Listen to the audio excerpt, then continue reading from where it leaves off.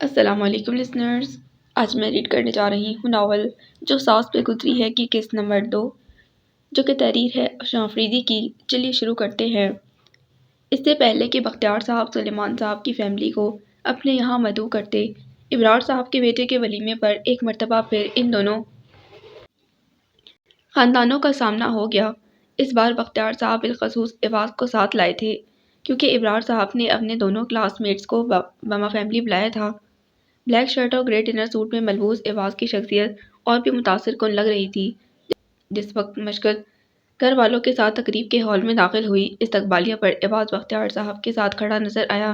وہ اس کا تعارف کسی واقف کارڈ سے کروا رہے تھے۔ سلیمان صاحب کو دیکھ کر بختیار صاحب بے حد تفاق سے ان کی جانب بڑھے تو ایواز کی توجہ بھی ان کی جانب مبذول ہو گئی۔ اماں اور سلویٰ کے ساتھ وہ کھڑی بختیار صاحب کو سلام کر رہی تھی۔ ایواز نے ایک بھرپور نظر اس کے سراپے پر ڈالی، جو رنگ اور روشنی کے سیلاب میں اپنی انفرادیت کے باعث الگ نظر آ رہی تھی۔ اس بار فون کلر کے سوٹ کی مناسبت سے لائٹ میک اپ اور نازک جویلری کا انتخاب کیا گیا تھا۔ بختیار صاحب کی کسی مشفق بات کے جواب میں وہ مسکرائی تھی، جس کے باعث گالوں پر پڑتے ڈمپل ہمیشہ کی طرح گہرے ہو کر اسے جاذب نظر بنا رہے تھے۔ اسے ماننا پڑا کہ پاپا کا انتخاب اور نظر انداز کیے جانے کے لائق نہیں تھا۔ لگتا ہے موصوف کا دل آ گیا ہے تم پر، دیکھو تو نظریں تمہارا ہی طواف کر رہی ہیں۔ سلویٰ کی سرگوشی اسے سٹپٹا گئی تھی۔ تنبیہ کے طور پر اس کا ہاتھ دبا کر خاموش رہنے کی تلقین کی۔ لیجیے بھابی، اس سے ملیے، یہ ایواز ہے، میرا چھوٹا بیٹا۔ آج کل ڈاکٹریٹ کر رہا ہے، ساتھ ہی ایک ملٹی نیشنل لیگل ایڈوائزری میں جوائن کر رکھی ہے۔ بختیار صاحب نے بیٹے کا فخریہ تعارف کروایا تو مشکت نے گہری نظر سے اس کی طرف دیکھا، جو سنبل بیگم کو سلام کر کے عاقف سے مصافحہ کر رہا تھا۔ باپ کے فخر کے مقابلے میں اس کے چہرے پر پراعتماد مسکراہٹ تھی، نہ تفاخر تھا نہ غرور۔ مشکت کو اس کا یہ انداز اچھا لگا۔ نفاست سے بال بنائے گرے ڈنر سوٹ میں ملبوس وہ بہت شاندار لگ رہا تھا۔ اس کی سیاہ آنکھوں میں ایک چمک تھی۔ 3-4 دن کی بڑھی ہوئی شیو اسے بہت گریسفل بنا رہی تھی،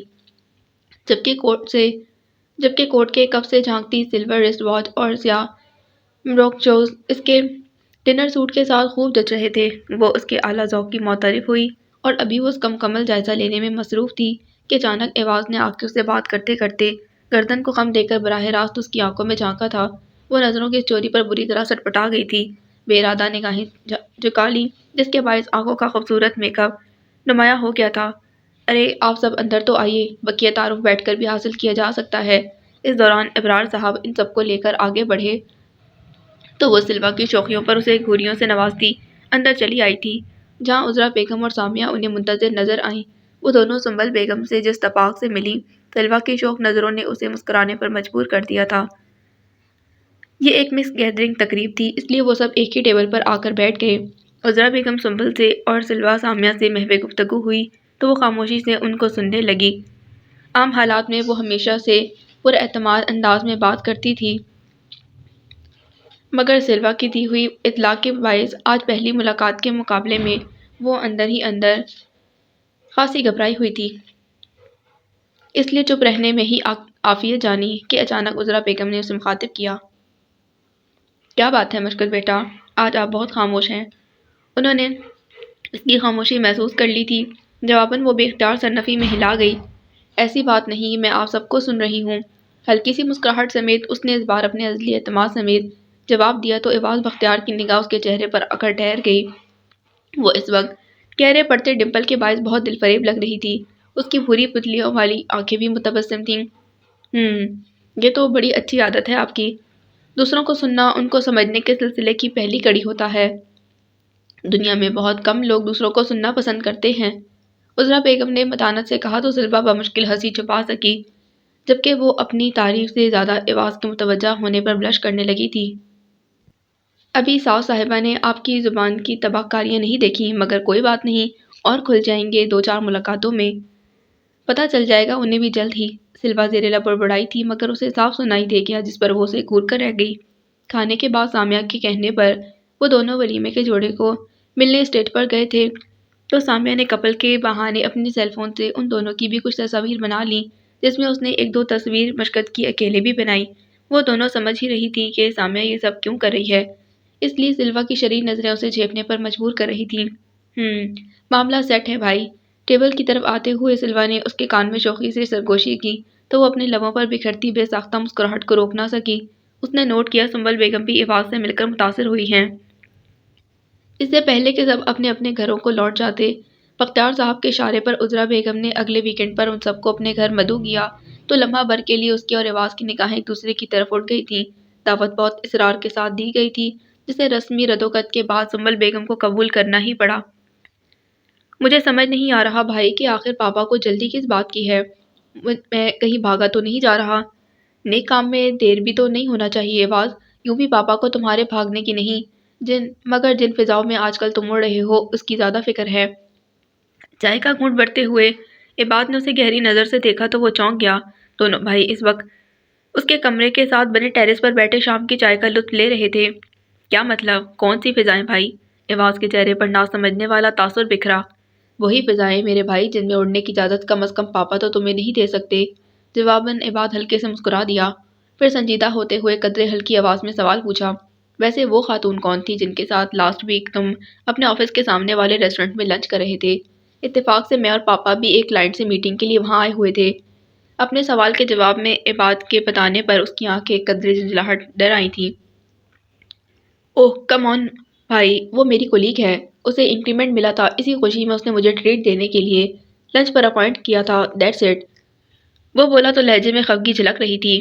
اتنی بڑی فرم میں اپنی خوشی شیئر کرنے کے لیے اس نے صرف تم کو ہی انوائٹ کیا، کوائٹ انٹرسٹنگ۔ عباد کی مسکراہٹ میں ہلکا سا طنز ہلکورے لے رہا تھا۔ جواباً اس نے زر کو ہلکے سے جھٹکا، ہم محض اچھے دوست ہیں بھائی، اور آفس کے انوائرمنٹ میں تھوڑی بہت بے تکلفی تو ہو ہی جاتی ہے، مگر یہ سب ویسا نہیں جیسا آپ یا پاپا نے سمجھا۔ دیکھو ایواز، مسئلہ میرے سمجھنے کا نہیں پاپا کا ہے، تم جانتے تو ہو وہ بس اپنے ہی ذہن سے سوچنے اور نتیجے نکالنے کے قائل ہیں۔ ویسے تو وہ کافی عرصہ سے چاہ رہے تھے کہ تمہیں سیٹل کریں، مگر اس دن کے بعد ان کا فیصلہ اور بھی پختہ ہو گیا۔ تم تو جانتے ہو وہ رشتے قائم کرنے کے معاملے میں ایک خاص نظریہ رکھتے ہیں۔ تمہاری کولیگ پاپا کے قائم کردہ فریم میں فٹ نہیں ہوتی۔ اوہ کم آن بھائی، اس میں رشتہ داری کہاں سے آ گئی؟ میں نے بتایا تو ہے کہ وہ محض میری کولیگ اور فرینڈ ہے۔ اس کی بھویں تن گئی تھیں۔ تو پھر تمہیں مشکل سے رشتے پر اعتراض کیوں ہے؟ عباد نے اسے خوب گھیرا۔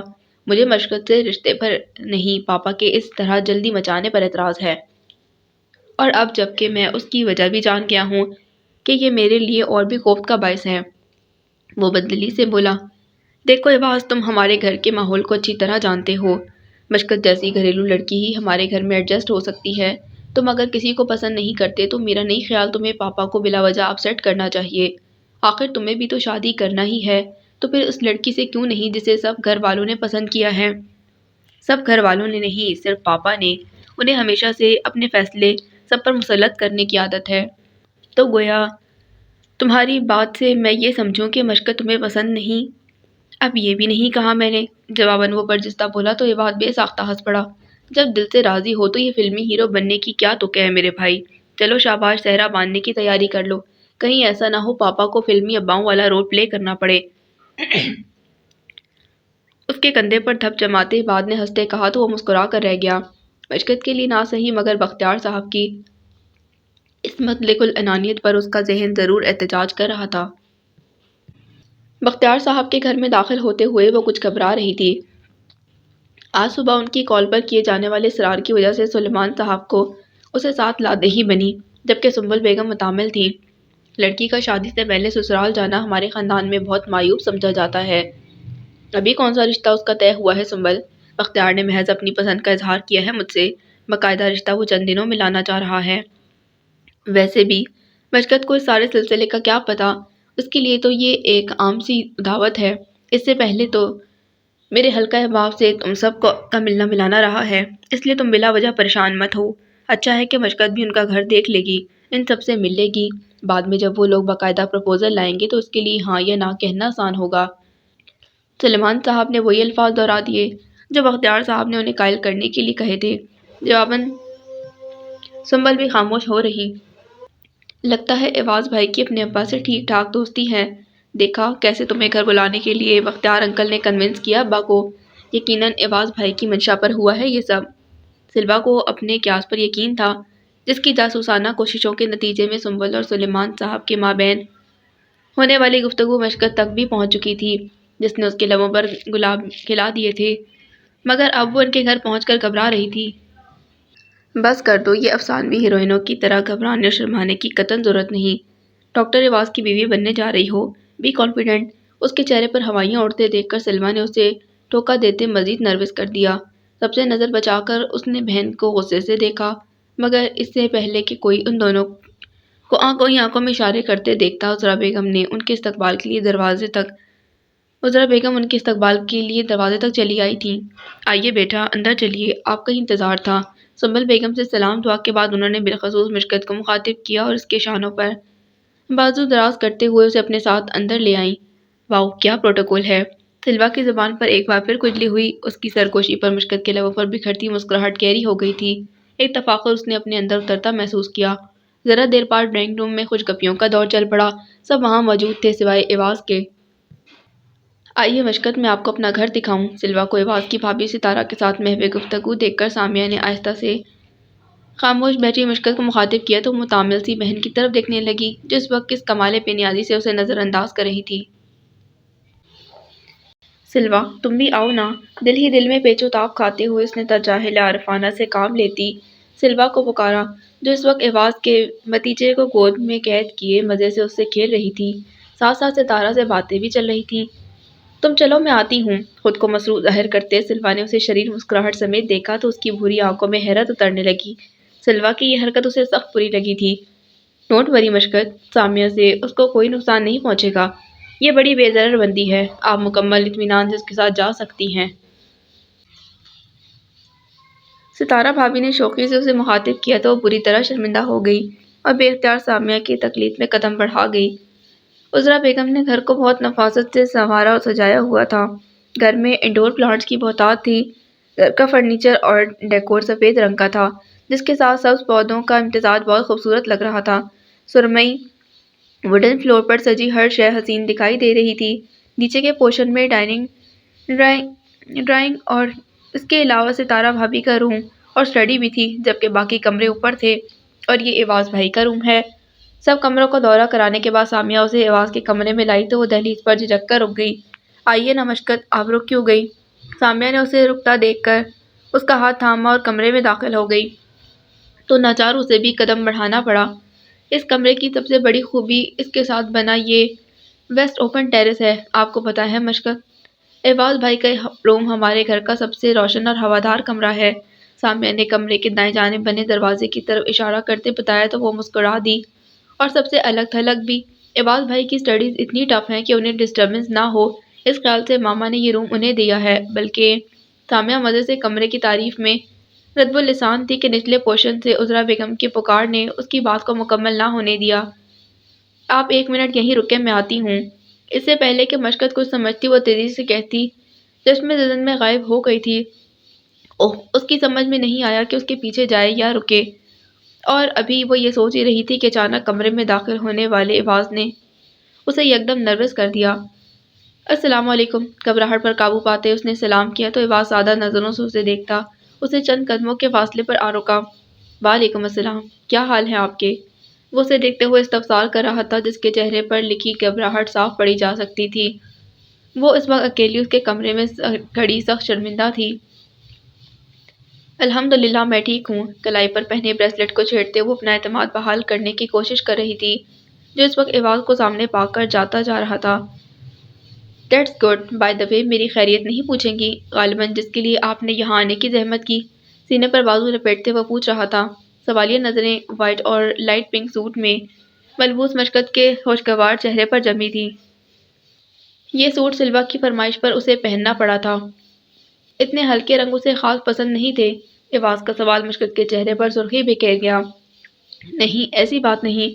ان فیکٹ سامیہ مجھے اپنا گھر کا ٹور دیتے ہوئے یہاں لے آئی تھی۔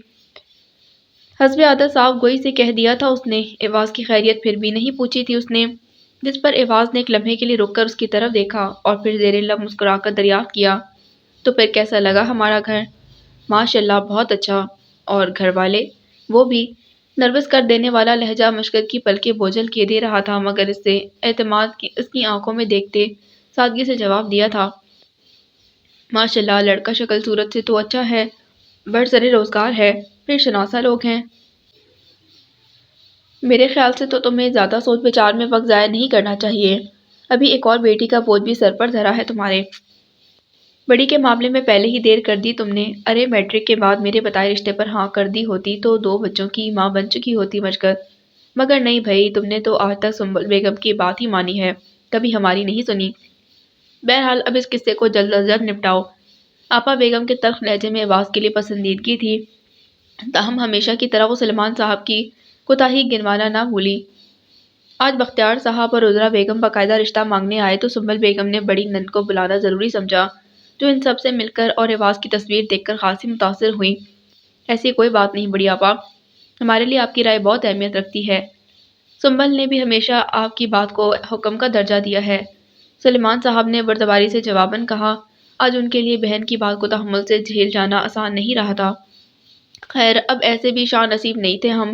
بہرحال تمہیں بیوی کا وکیل صفائی بننے کی ضرورت نہیں، مجھے پتا ہے اس گھر میں میری کیا حیثیت ہے، آپا بیگم نے نخوت سے ہنکار بھر کر کہا، جس پر سلیمان صاحب نے گہری سانس خارج کی۔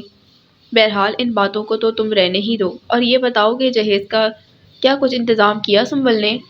آپا بیگم اصل موضوع کی طرف پلٹی۔ یہ سب تو سنبل کا ڈپارٹمنٹ ہے، انہیں ہی پتا ہے کہ کیا کچھ بنا رکھا ہے اور کیا کچھ بنانا ہے۔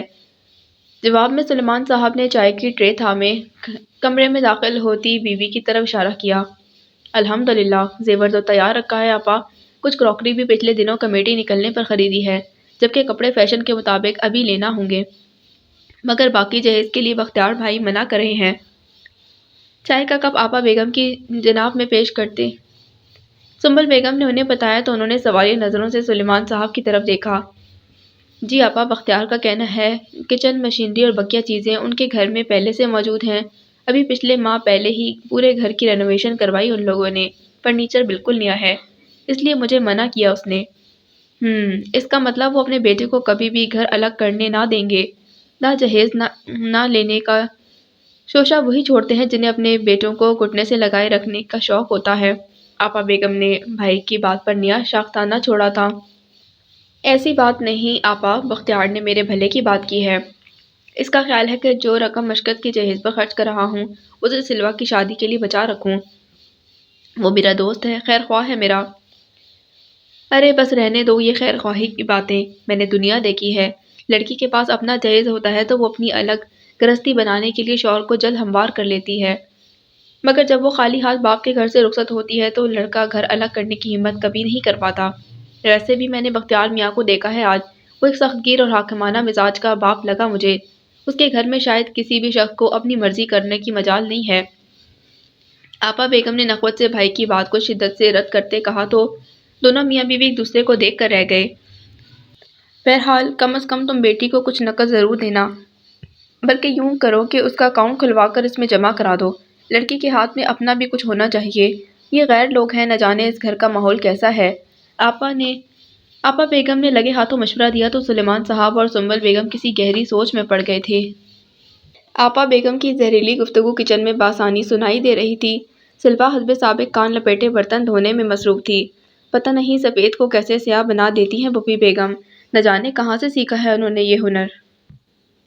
یعنی کسی شخص کی اچھائی بھی ان کے نزدیک برائی ہے۔ مشکت کا دل حسب معمول جل گیا تھا۔ ہاں مگر کچھ ایسا غلط بھی نہیں کہہ رہے، وہ تمہارے بھلے کی ہی بات کر رہے ہیں۔ سلوا نے گہری سوچ سمیت اس کی طرف دیکھا تھا۔ اچھا اگر ایسا ہے بھی تو اپنے تینوں بیٹوں کی سسرالوں سے لاکھوں کا جہیز وصول کر کے بھی آج تک انہوں نے اپنی کسی بہو کو گھر الگ کرنے کی اجازت کیوں نہیں دی؟ مشکت کے ماتھے پر بل پڑ گئے تھے۔ اس کا سوال اپنی جگہ درست تھا، جس پر سلوا شوخی سے مسکراتی تھی۔ او ہو، اپنے فادر ان لاء کی برائی سننا اتنا برا لگا ہماری بنوں کو؟ گیلے ہاتھوں سے اس کی ٹھوڑی کو چھو کر سلوا نے اسے چھیڑا تھا۔ بکو مت، اس نے ناراضی سے اس کا ہاتھ پرے کیا۔ مجھے سخت غصہ آتا ہے پھوپھی بیگم کی باتوں پر، ہر بار یہ اماں ابا کو پریشان کر کے جاتی ہیں، اب پھر سے ان کے دل میں وسوسہ ڈال دیا ہے انہوں نے، اس پر مستعد اماں کی برائی کرنا، پتا اماں ان کو کیسے جھیلتی ہیں۔ تمہیں بھی اب ایسے ہی صبر سے کام لینا ہوگا میری پیاری بہن، تمہاری ممکنہ سسرال میں بھی سارے رشتے موجود ہیں۔ سلوا حسب عادت اسے ستانے سے باز نہ آئی تھی۔ اللہ نہ کرے میرا پالا ایسے ذہنی طور پر کلاش لوگوں سے پڑے جنہیں انسانی احساسات کی ذرا پرواہ نہ ہو اور سلوا کی بچی تم اپنے منہ سے کچھ اچھا نہیں نکال سکتی؟ اس نے بہن کو گھوریوں سے نوازا جو مزے سے مسکرا رہی تھی۔ او ہو بھائی، میں نے محض امکان کا ذکر کیا ہے، ویسے بھی جیسی حساس طبیعت آپ نے پائی ہے اور جس طرح سچ بولنے کے مرض میں آپ مبتلا ہیں، بشکر سلیمان، مجھے فکر ہے تمہاری۔ پھوپھی بیگم جیسے لوگوں کے ساتھ سفر طے کرتے صبر ہی واحد ہتھیار ہوتا ہے کامیابی حاصل کرنے کا۔ اماں کی طرح دل بڑا کرنا پڑتا ہے، جو تمہیں بھی کرنا ہوگا۔ دل بڑا ہونا ایک بیماری ہے اور میرا اس میں مبتلا ہونے کا کوئی ارادہ نہیں۔ چائے کا مگ اٹھا کر کچن سے نکلتے اس نے خفگی سے جواب دیا تھا، جس پر سلوا اس کے لیے دل ہی دل میں دعا کرتی اماں کے بیڈ روم کی طرف بڑھ گئی، کیونکہ اس کا ارادہ باقی کی گفتگو براہ راست سننے کا تھا۔ یوں بھی مشقت کا موڈ اس وقت کافی خراب تھا، اس کے پیچھے جانے کا کوئی فائدہ نہیں تھا۔ حسب معمول وہ اپنا موڈ ٹھیک کرنے کے لیے اپنے پودوں کے پاس آ بیٹھی۔ آج ایواز کے گھر والوں کا اسے اس قدر پیار سے مانگنا دل میں خوشگوار احساسات کے پھول کھلا گیا تھا، مگر آپا بیگم کی منفی باتوں نے اس تاثر کو دھندلا دیا۔ اس کا دل ان کی باتوں سے مگدڑ ہو گیا، جسے ذہن سے جھٹکنے کے لیے وہ ٹیرس پر آ بیٹھی تھی۔ چائے کی چسکیاں لیتے وہ ڈوبتے سورج کے نظارے سے لطف اندوز ہو رہی تھی۔ گھر واپس جانے کے لیے نیچے کو جاتی سیڑھیوں کی طرف قدم بڑھاتی آپا بیگم سے نگاہ چاڑ ہوئی تھی۔ سلیمان صاحب بھی ان کے ساتھ تھے۔ کیا آپ گھر جا رہی ہیں پھوپھی بیگم؟ مروت کا تقاضا نبھاتے وہ کرسی سے اٹھ کر ان کے پاس آئی۔ ہاں، اب گھر جاؤں گی، بہت دیر ہو گئی، آج تمہارے پھپھا بھی گھر آ گئے ہوں گے، انہوں نے مسکرا کر جواب دیا تھا۔ پھر اس کے سر کو تھپکتے ہوئے بولی، سدا خوش رہو، اللہ نیک بخت بنائے۔ اب شادی طے ہو گئی ہے تمہاری، لہٰذا گھرداری میں بھی دل لگاؤ۔ سسرال والوں کا دل جیتنے کے لیے لڑکی کو بہت پاپڑ بیلنا پڑتے ہیں، محض باغبانی سے رام نہیں ہوتے یہ رشتے، کچھ آئی سمجھ میں؟ خلاف توقع اور خلاف عادت آپا بیگم نے نرم لہجے میں کہا تھا، مگر بات ہی ایسی کہی انہوں نے جس نے اس کے چہرے پر ناپسندیدگی کے رنگ جھلکا دیے۔ جی، بد دلی سے جواب دیا، میری بیٹی بہت سمجھدار ہے آپا بیگم، آپ دیکھیے گا بہت جلد نہ صرف اس گھر میں بلکہ ان سب کے دلوں میں بھی اپنی جگہ بنا لے گی۔ تفاخر و اعتماد سے بولتے سلیمان صاحب نے جیسے اس کی ساری قدورت سمیٹ لی۔ اس نے مسکراتی آنکھوں سے ان کی طرف دیکھا۔ اللہ کرے ایسا ہی ہو، جواباً آپا بیگم نے ہلکی سی مسکراہٹ سمیت کہا تو اس کا دل مزید جل کر رہ گیا۔ وہ اپنی بات کہہ کر سیڑھیاں اتر گئی، ناگواری سے منہ بناتی پیچھے ہٹ گئی تھی۔ تو جو ہی سلیمان صاحب انہیں سی آف کر کے واپس آئے تو اس نے ان سے بے اختیار پوچھا، ابا کیا میں بہت بری ہوں؟ نہیں تو بیٹا، تو آخر پھوپھی بیگم میرے بارے میں ایسی باتیں کیوں کرتی ہیں جیسے میں کچھ کر ہی نہیں سکتی، ایک بیکار انسان ہوں؟ ایسی بات نہیں بیٹا، وہ تمہارے بھلے کے لیے ہی سب کہتی ہیں، انہوں نے رسانیت سے جواب دیا۔ کسی کے بھلے کے لیے کیا بھلے طریقے سے بات نہیں کی جا سکتی؟ وہ خفگی سے بولی تھی، ہر انسان اپنے مزاج اور اپنی فطرت کا قیدی ہوتا ہے بیٹا۔ آپا بیگم کچھ کڑوی ضرور ہیں مگر انہیں در حقیقت ہماری ہی بھلائی مقصود ہوتی ہے، انہوں نے مشفق انداز میں اسے سمجھایا۔ تو کیا ہمیں ایسے تکلیف دہ رویے کو خاموشی سے برداشت کرتے رہنا چاہیے، صرف اس لیے کہ سامنے والا شخص اپنی فطرت کا قیدی ہے؟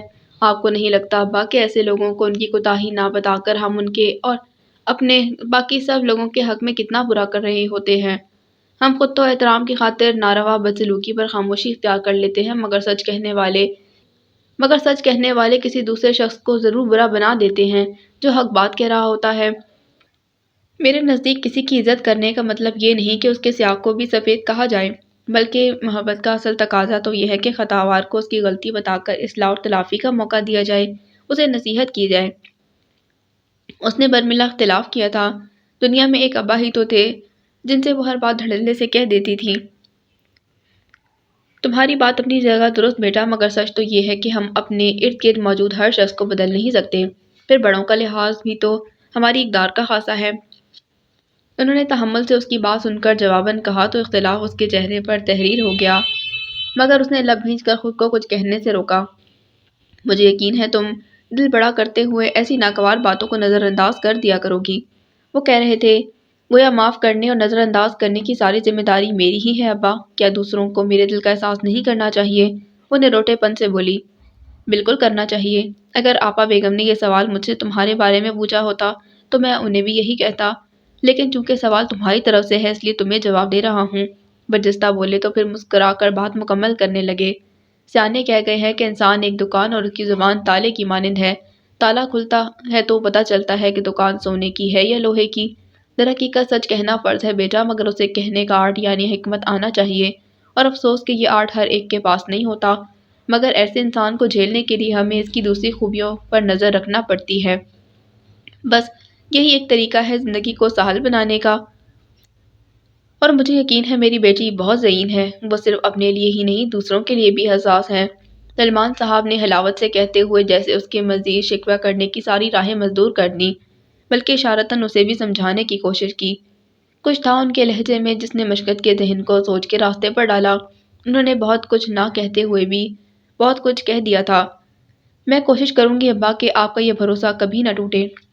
ان کے ہاتھ کو اپنے ہاتھوں میں لیتے اس نے خود میں نئی توانائی اترتی محسوس کی تھی، محبت اور یقین سے بولی، جس پر سلیمان صاحب نے مسکرا کر اس کا سر شفقت سے دبک دیا تھا۔ آپا بیگم کی وسوسہ اندازی کے باوجود سلیمان اور سنبل کے دل اس رشتے کے لیے راضی تھے۔ استخارہ کرنے کے بعد جب وہ اور بھی مطمئن ہو گئے تو وہ ہاں کرنے کی سوچی۔ سلیمان صاحب نے سنبل سے کہا کہ وہ مشکت کی مرضی معلوم کریں، تو وہ اس کے پاس چلی آئیں جو اس وقت اپنے کمرے میں اکیلی تھی۔ مجھے اور تمہارے ابا کو یہ رشتہ پسند ہے، اب تم بتاؤ بیچا کہ تم اس رشتے کے بارے میں کیا رائے رکھتی ہو؟ تھوڑی بہت تمہید ماننے کے بعد سنبل نے اسے براہ راست سوال کیا تو وہ نظر جھکا کر مسکرا دی۔ میں ان لوگوں کو نہیں جانتی اماں، لیکن اگر ابا اور آپ مطمئن ہیں تو یقیناً اس کی وجہ ہوگی، اس نے کتراتے انداز میں جواب دیا۔ گویا تمہیں کوئی اعتراض نہیں؟ سنبل بیگم نے جیسے واضح الفاظ میں اس کا مطمئن نظر معلوم کرنا چاہا۔ جواباً اس نے سر اس بات میں ہلا دیا تو انہوں نے اس کی سعادت مندی پر فخر کرتے مسکرا کر اس کی پیشانی چوم لی۔ کل ہم انہیں ہاں کہنے والے ہیں، تم چاہو تو ایک بار اور سوچ سکتی ہو۔ اب کہ ان کے لہجے میں ہلکی سی شوخی تھی، جس پر اس نے گہری مسکراہٹ سمیت ان کی طرف دیکھا، پھر سنجیدگی سے بولی، مجھے اور کچھ نہیں سوچنا اماں، ہاں مگر میری اسٹڈیز کا کیا ہوگا؟ آپ تو جانتی ہیں میں ماسٹرز کرنا چاہتی ہوں۔ مجھے نہیں لگتا وہ لوگ تمہارے ماسٹرز کرنے تک انتظار کر سکیں گے۔ سلیمان بھائی کی باتوں سے میں نے اندازہ لگایا ہے کہ وہ محض ہمارے قرار کے منتظر ہیں۔ دیکھ لینا، ادھر ہم نے ہاں کی ادھر وہ اگلے چند ماہ کی تاریخ دے دیں گے۔ سنبل بیگم اس کی بات سن کر کچھ سوچتے ہوئے بولی تھیں، پھر اس کے متفکر چہرے پر نظر پڑی تو ہلکے سے مسکرا دیں۔ شادی کے بعد ماسٹرز کرنے کا ارمان پورا کر لینا بیٹا، ایواز خود ڈاکٹریٹ کر رہا ہے، مجھے یقین ہے کہ وہ تمہیں بھی آگے پڑھنے سے نہیں روکے گا۔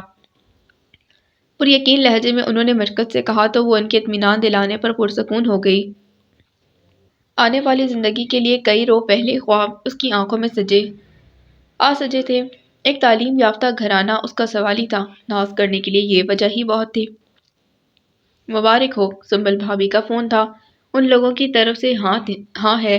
موبائل آف کرتے ہوئے عذرا بیگم نے خوشگوار لہجے میں بختیار صاحب کو مطلع کیا تو وہ تفاخر سے مسکرا دیے۔ ان کی طرف سے ہاں ہی ہونا تھی، مجھے پتا تھا کہ ایواز جیسے تعلیم یافتہ خوبرو لڑکے کے رشتے کو سلیمان منع کر ہی نہیں سکتا۔ آخر کوئی ایواز میرا بیٹا ہے، اسے نظر انداز کرنا کسی کے لیے بھی آسان نہیں۔ خوشی اور اعتماد ان کے چہرے پر کئی رنگ بکھیر گئی۔ لہجے میں فخر سے زیادہ غرور تھا، جسے محسوس کر کے عذرا بیگم نے تمکنت سے کہا، مشکت بھی بہت پیاری بچی ہے، یقیناً اس کے لیے بھی رشتوں کی کوئی کمی نہیں ہوگی۔ لڑکی کی صرف ظاہری شخصیت ہی نہیں، اس کا خاندان اور اسٹیٹس بھی دیکھا جاتا ہے عذرا بیگم۔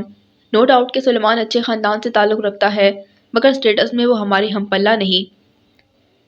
تنے نقوش میں ٹھہری مغرور مسکراہٹ بختیار صاحب کا خاصہ تھی، مگر اس وقت ان کا لہجہ ہمیشہ سے کہیں زیادہ متکبرانہ تھا۔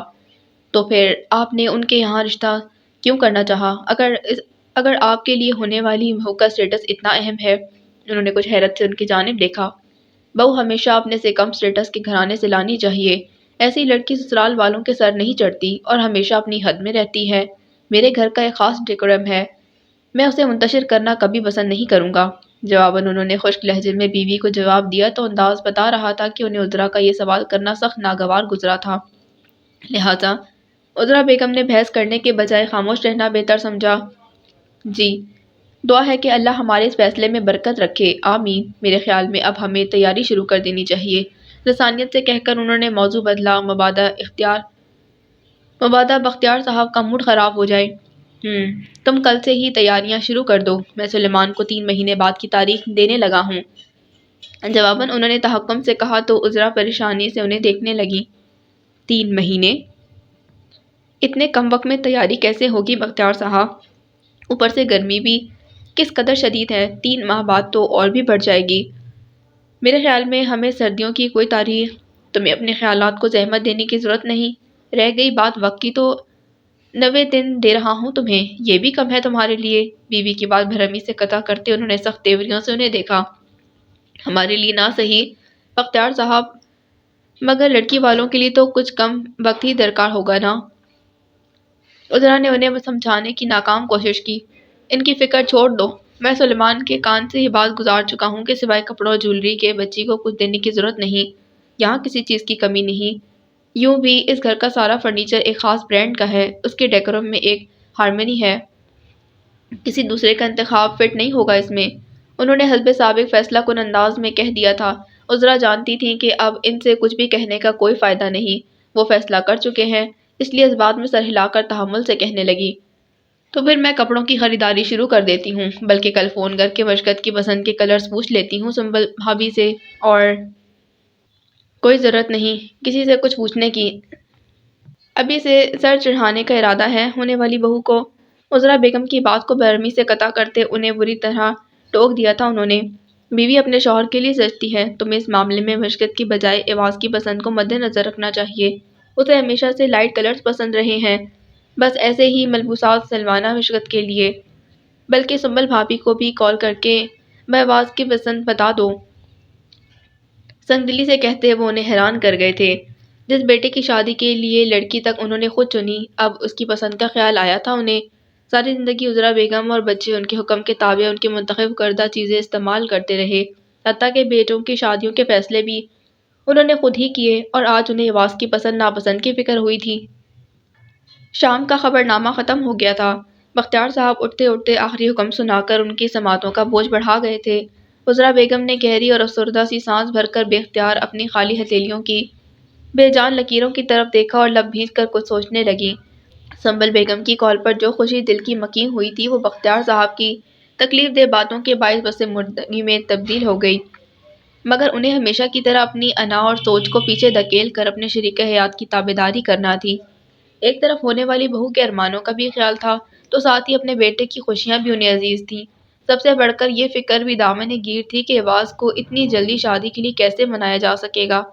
انہوں نے تو اسے کہا تھا کہ ابھی صرف رشتہ طے کیا جائے گا، شادی میں 6 ماہ باقی ہیں، مگر بختیار صاحب کو سننے پر راضی نہیں تھے۔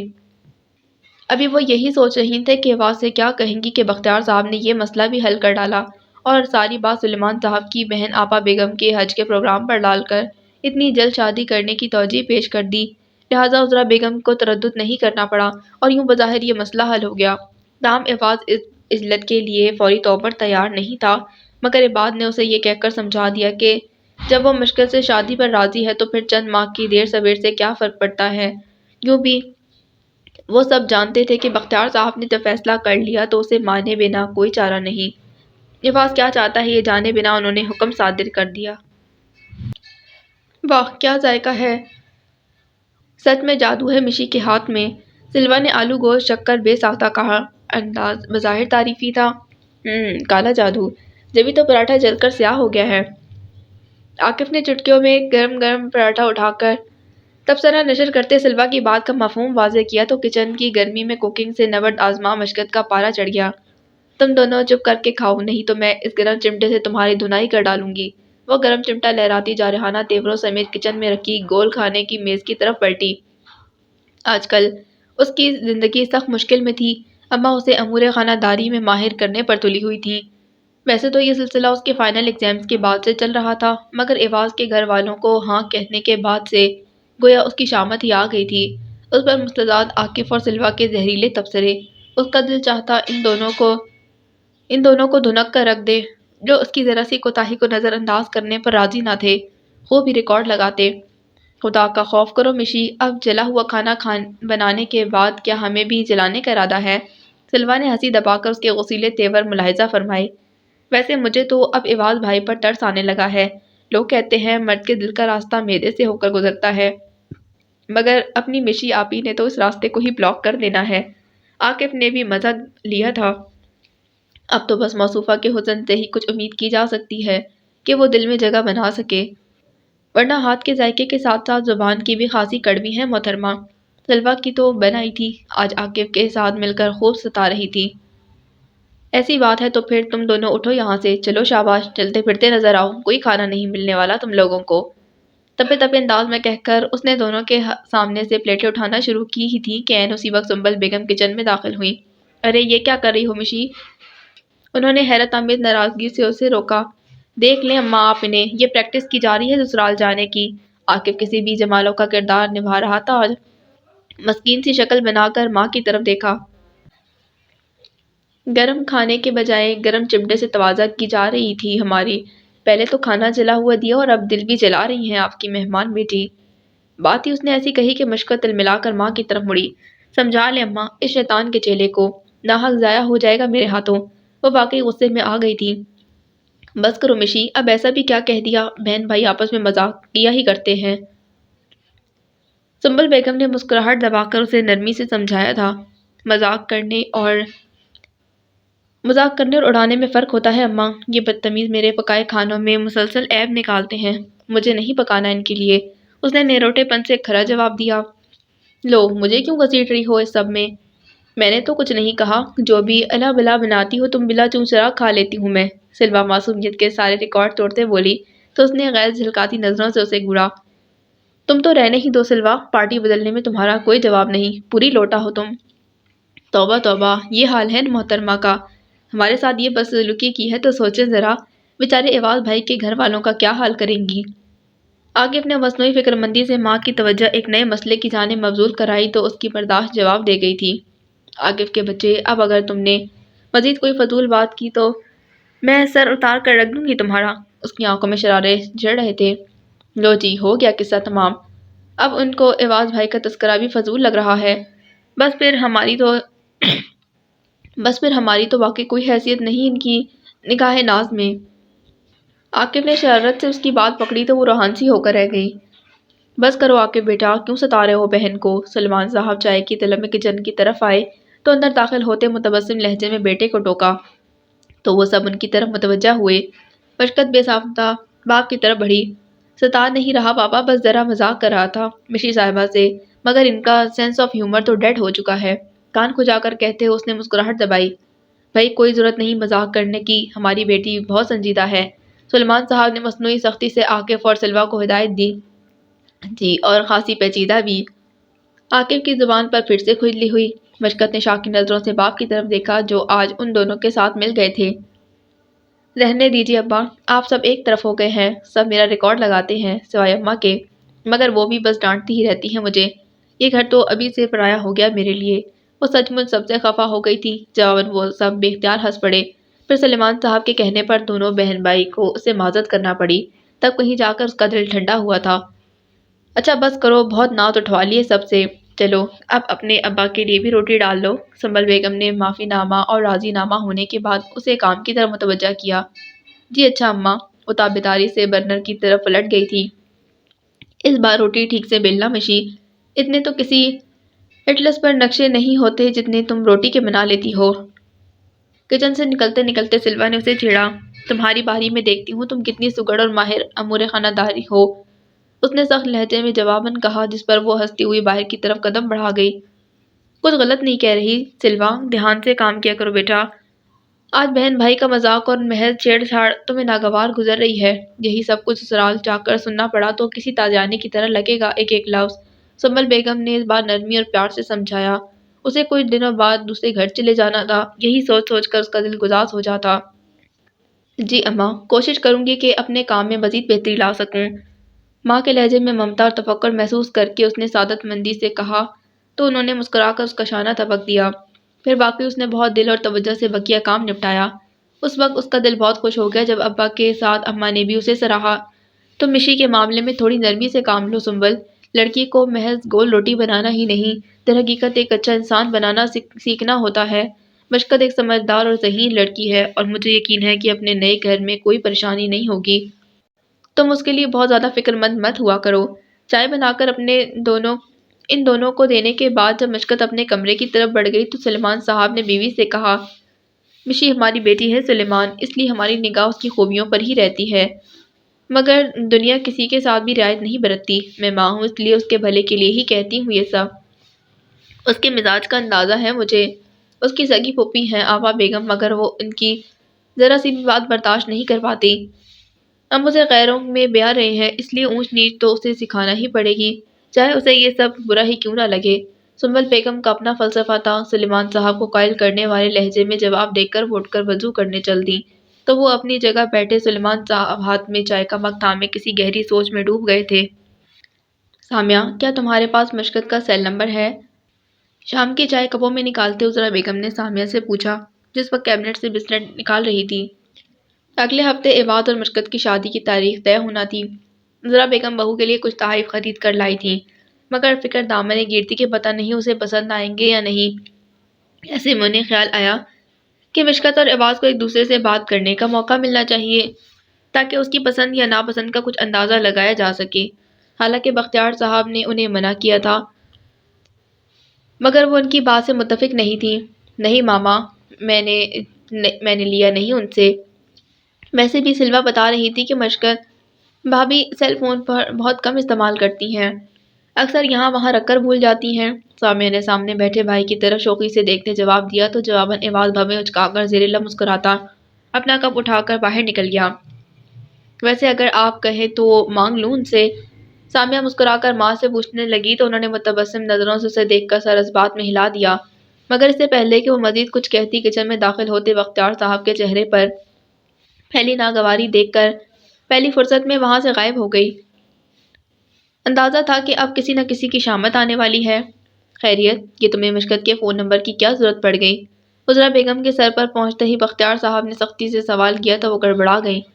وہ ماتھے پر سینکڑوں بل ڈالے انہیں گھور رہے تھے۔ ان کے سوال کرنے کے انداز نے یکدم عذرا بیگم کو اپنی غلطی کا احساس دلایا۔ انہوں نے سوچا کہ یہ بات بختیار صاحب کے سامنے نہیں آنا چاہیے تھی، مگر اب کچھ نہیں ہو سکتا تھا، وہ سب سن چکے تھے۔ میرے خیال سے عواد اور مشکت کو ایک دوسرے سے بات کرنا چاہیے بختیار صاحب، ان کی شادی بہت جلد ہو رہی ہے، ابھی وہ ایک دوسرے کو ٹھیک سے جانتے بھی نہیں۔ یہ میرے خیال سے جب وہ دونوں بات کریں گے تو ایک دوسرے سے زیادہ بہتر طور پر مانوس ہو سکیں گے، آپس میں انڈرسٹینڈنگ ہو جائے گی۔ جوہر کے کرخت انداز کے جواب میں گہری سانس بھر کر رسانیت سے کہا تھا انہوں نے، اور یہ احمقانہ خیال کس نے ڈالا تمہارے دماغ میں؟ بوے سکوڑ کر بیوی کو تشکیک آمیز استفہامیہ نظروں کی گرفت میں لیا تھا انہوں نے۔ یقیناً ان کا شک عواد کی طرف گیا تھا، جو ابھی کچن سے نکلتا نظر آیا تھا انہیں۔ کوئی کیوں مجھ سے کچھ کہے گا بختیار صاحب؟ کیا میں اپنے بچوں کے لیے خود کچھ نہیں سوچ سکتی؟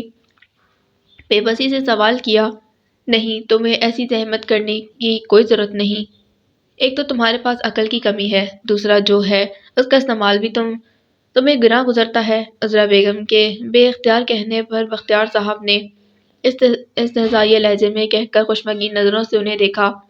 ایک دوسرے سے مانوس ہونے کے لیے عمر پڑی ہے ان دونوں کے پاس، یہ کام شادی کے بعد خود بخود ہو جائے گا، اس کے لیے انہیں انڈرسٹینڈنگ کا کریش کورس کرانے کی کوئی ضرورت نہیں۔ میں تمہیں اپنی اولاد کے دماغ میں خناس بھرنے کی اجازت نہیں دوں گا، سمجھی؟ انگلی اٹھا کر وارننگ دی۔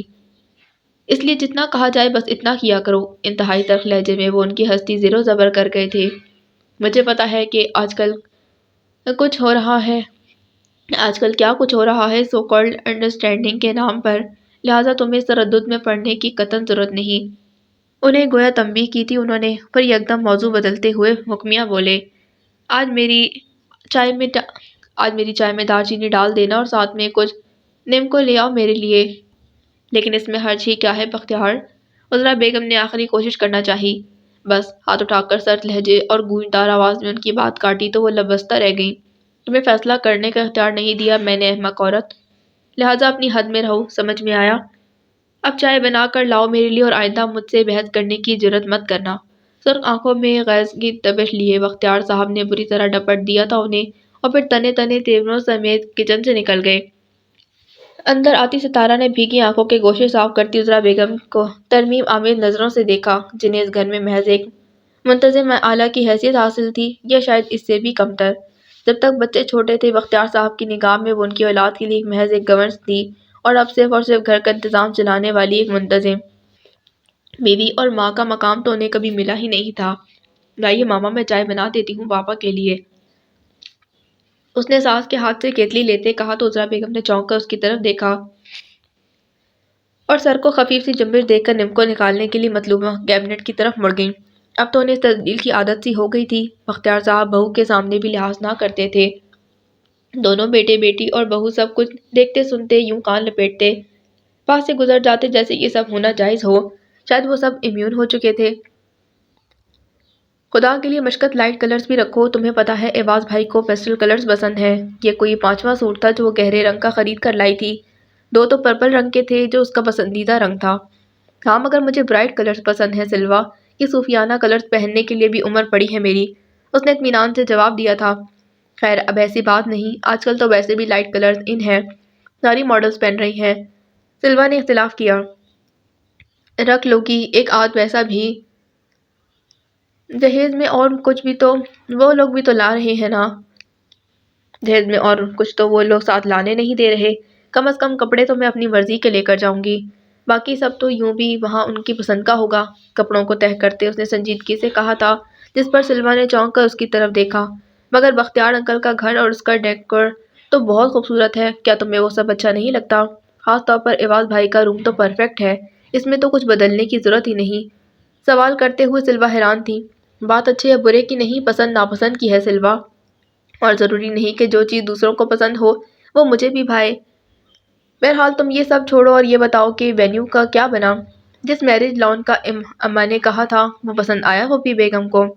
لسانیت سے کہتے اس نے اپنا معافی ضمیر واضح کیا تھا اور پھر موضوع بدلتے سلوا سے استفسار کیا۔ آج وہ اماں کے ساتھ شاپنگ پر گئی تھی، جبکہ ابا پھوپھی بیگم کو وہ شادی لان دکھانے کے لیے لے گئے تھے جس کے بارے میں سنبل بیگم نے مشورہ دیا تھا۔ افسوس کہ نہیں، جواباً سلوا نے گہری سانس کھینچ کر اسے حالات حاضرہ سے مطلع کیا۔ یہ کوئی تیسرا وینیو جو پھوپھی بیگم نے ریجیکٹ کیا تھا۔ شادی کی تاریخ تک اماں کے بجائے ان کے کہنے کے مطابق رکھ دی گئی تھی، جنہیں اچانک حج پر جانے کا خیال آ گیا ہے، لیکن اب انہیں اماں کی پسند کا وینیو بھی سمجھ میں نہیں آ رہا۔ سلوا نے بیزاری سے کہا تھا، وجہ تمہیں پتا ہے، انہیں اماں کی پسند سے ہمیشہ اختلاف رہا ہے۔ جو چیز اماں منتخب کریں گی پھوپھی بیگم کے لیے کبھی قابل قبول نہیں ہوگی، اس نے ناگواری سے کہا تھا۔ یہ تو ہے، ہمارے گھر میں ہمیشہ سے ہی پھوپھی بیگم کی بات مانی گئی ہے، پھر بھی وہ خوش نہیں ہوتی۔ دوسرے اماں نے بھی کبھی احتجاج نہیں کیا، اس بار سلوا بھی خفا تھی۔ پیاری بہن، ہماری اماں پر تو منیر نیازی کا شعر صادق آتا ہے کہ میری ساری زندگی کو بے ثمر اس نے کیا، عمر میری تھی مگر اس کو بسر اس نے کیا۔